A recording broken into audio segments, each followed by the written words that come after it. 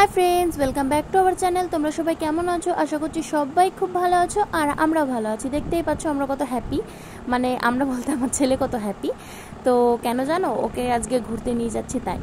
তা যাই হোক, সন্ধ্যাবেলায় বেরিয়ে পড়লাম, যাবো একটুখানি মোমো খেতে। তো দেখো কপালটা এতই খারাপ, যাওয়ার সময় দেখি যেখানে খাই মোমো সেখানে বন্ধ। তারপরে যেতে যেতে এই যে একটা ছোট্ট পার্ক আমাদের এখানে, খুব সুন্দর পার্কটা, আমাদের ছোটোবেলায়ও ছিল। তারপরে দেখো যথারীতি এখানে একটা আমাদের স্কুলের সামনে মোমো ফুচকা এসব অনেক কিছুরই দোকান ছিল। তো সেখান থেকে আমরা ফুচকা খাচ্ছিলাম।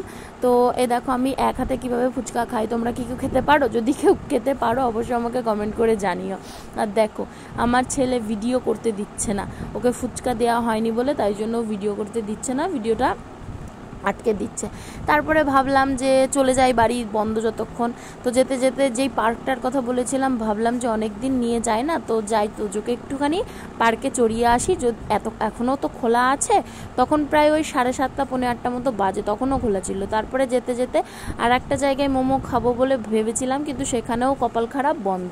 তারপরে আবার সেই জায়গায় আসলাম, এসে এই যে মোমো 1 প্লেট নিয়েছি, তোমাদের দাদাভাই খাবে না বলল, তাই জন্য আমার জন্যই নিয়েছি আর আমি খাচ্ছি। আর এই চাটনি দিয়ে মোমো কে কে খেতে পছন্দ করো অবশ্যই আমাকে কমেন্ট করে জানিও, আমার তো খুব ফেভারিট।